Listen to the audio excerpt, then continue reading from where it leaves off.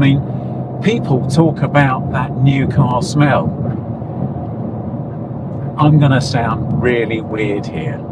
Give me the smell of an old car every day of the week compared to a new car. When I got into my new SUVs, they just kind of smelled of plastic and newness. They would. New car smell. But you get in here and there's, I don't know, it just smells of life. Now, granted, that might not be a good thing depending on what sort of life your car's led. But this one's led a pretty sedate sort of life, I think. It smells of old plastic. It smells a little bit of oil, because it's an R56. So if it's not leaking oil, there's no oil in it.